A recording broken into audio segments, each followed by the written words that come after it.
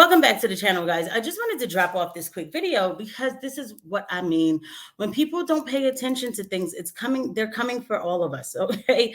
Don't mean to scare anybody, but they're coming for all of us, all right? I was listening to the Duran, and they had a gentleman on by the name of Mike Adams, who was part of Brighteon.com, and he was talking about basically the censorship that's going on and how the DOJ has been weaponized. And of course, we talk about this on this channel.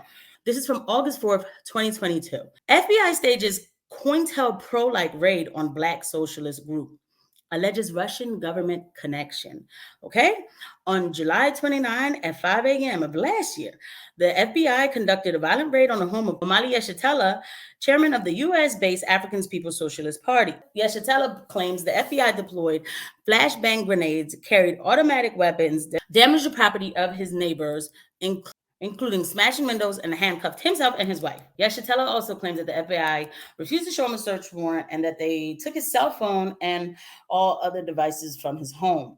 It was only later that Yeshitela learned that the raid on his home was one of several carried out across the country against locations affiliated with the APSP. That same day, the FBI raided the Uhuru Solidarity Center, also in St. Louis, and the Uhuru House in St. Petersburg, Florida, both locations of Uhuru movement led by APSP. According to Yeshitela, the FBI also raided their news station, Black Power 96.3 FM, and reportedly detained a prominent APSP leader. The raid came as a result of the Justice Department's indictment of a Russian man, Alexander Ionov, whom the U.S. government alleges funded and supported Black organizations as part of a foreign malign influence campaign in the U.S. Now, let's be clear about one thing when it comes to the FBI. When the FBI realizes there's a group of people who know their rights and intend to live under their constitutional rights, they are going to look upon those people and say, what are they doing? And why is that? It's my constitutional right. And so this happens. This happened in the MOVE movement in Philadelphia. They knew that those people there actually knew their Second Amendment rights. So there was a whole FBI coordination about that nobody ever talks about. Kind of like a Waco type thing that happened in Philadelphia. And then, of course, what we have going on here with this group. And so I'm not a socialist at all.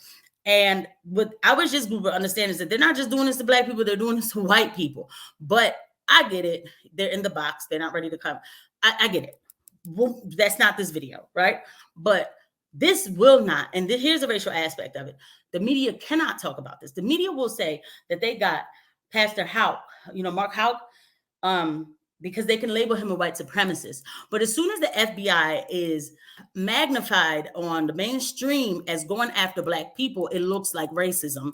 And so now everybody's going to turn it, and Black people will be like, hey, wait a second. Even though Black people know how the FBI are, but this is still happening is what I'm saying. This is still happening. So this is for that's why it's like, we all need to realize like this is happening to anybody. When I hear people try to say like, oh, well, I don't have to worry about that because I'm not a white supremacist. That's what I'm trying to tell you. There is no white supremacist. You are the white supremacist. This is a Black socialist group, and they're alleging Russian connection. How do you allege that? Why? Even if they got donations from a Russian man, so what? Maybe the man just wanted to donate. I'm not a socialist, so should I not read socialist articles? No, I would not have known. I mean, okay, Mike Adams talked about it, right? But look where really the article is. It's in a social People's World. It's in a socialist magazine. But I had to get my information I have to cherry pick from everywhere, because then that's how you get a world view of what's going on. And then it's all connected. It makes sense. I'll see you guys at the next video. All right, bye.